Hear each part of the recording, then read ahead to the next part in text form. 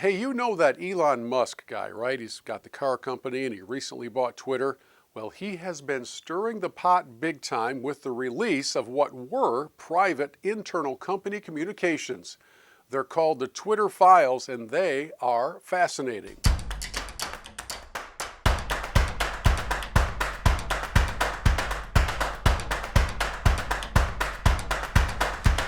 Hi friends, Bill Hobson here, and I don't know about you, but it's been a while since I last spent $44 billion all at once, unless you count last week at the grocery store. But hey, a man needs his snack foods. So when Elon Musk cracked open his piggy bank and spent all of his allowance money to purchase Twitter, it seemed to me like he might feel the license to make some changes to a platform that many considered to be absent of much redeeming value. I mean, it's been flooded by unidentifiable bots and burner accounts and mysterious, unknowable policies and suspension decisions. In fact, I would have been less surprised by an announcement that Twitter was just going away and going dark forever than by the news that someone was pouring boatloads of cash into it and attempting to salvage it. Now, the fact that the someone with all that dough is Elon Musk seems to be a flashpoint for those who have a general dislike for wealthy people. Somehow those old days of, man, that guy worked really hard and made super smart decisions. He's generated thousands and thousands of jobs. I need to learn some of the things he clearly knows. Those days have given way to that guy is a thief, a scoundrel, a loser. It needs to be locked up and sent away to rot in a cell somewhere. And maybe it's just the old man in me, but I got to say, I don't understand that shift in thinking or the anger behind it. So now in the aftermath of what we are seeing through the pouring out into the light of day, the internal company communications known as the Twitter files, let me share with you 6 lessons that I think we can learn. Number 1, clearing out millions of bots and fake accounts is really, really smart. Now, why anyone would protest against that says a great deal about their motives for being on the platform in the first place. If you can't put your name on it, should you be saying it? Keyboard cowards will always find a way to exist and rain down invective from the basement, but at least now there are fewer of them in the general population.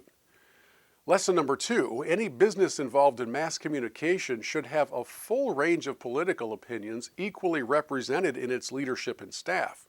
Folks, Twitter has been an echo chamber for the left since day one. And that's all fun and games until someone shoots their eye out. And Elon isn't the bully here. He's revealing the bullies. And they are screeching in pain because someone else bought their treehouse and changed the secret knock to get in. Lesson number 3, being fueled by hatred is like drinking poison and hoping the other person gets sick. And whether it's a reaction of violence to the name, the mere mention of Donald Trump, or threats of harm against Elon Musk, or the classic Twitter approach of just wishing harm on most anyone with whom you disagree, the temperature of Twitter discourse, it's largely shameful, embarrassing, and really one of the strongest arguments for requiring a verified ID for every account holder. Anonymous outbursts might be cathartic in the short term for the one who's typing out their tantrum, but the harm to the general discourse and civility of our culture is beyond measure. Keyboard cowards are doing no one any good, including themselves. Lesson number 4, the degree to which the left is protesting the new sheriff in town is a dead giveaway that they know how unfair and inaccurate the platform has been to the conservative part of our world.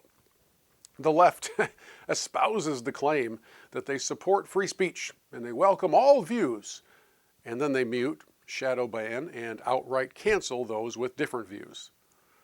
Perhaps that tide is beginning to turn. We shall see. Lesson number 5, the same people who will willingly pay $7 for a Starbucks coffee, $12 a month for Netflix, $10 for Spotify, and $80 for Wi-Fi are aghast at the idea of Twitter charging $8 per month. So I've got a really simple solution. Don't use it. Leave the platform, or just don't get verified. Lose the mythical blue check mark. After recovering from the physical and emotional withdrawal of breaking an addiction, and yeah, that's what Twitter is for a lot of people, an actual addiction, you'll be fine.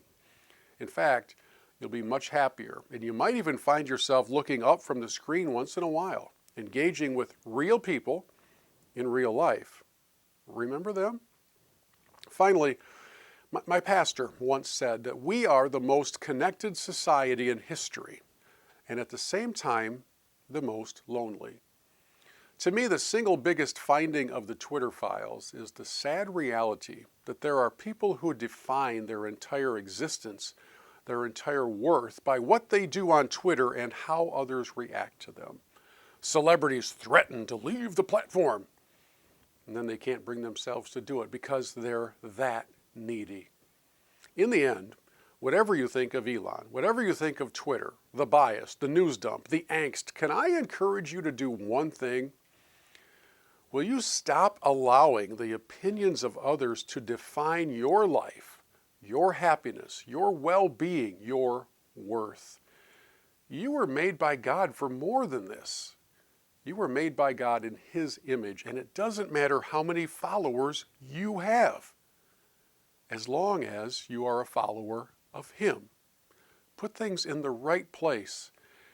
Let Twitter fade away if you need to, if it's causing you that much angst, and instead focus on actual relationships with actual people, knowing that that really is where the joy in life is found.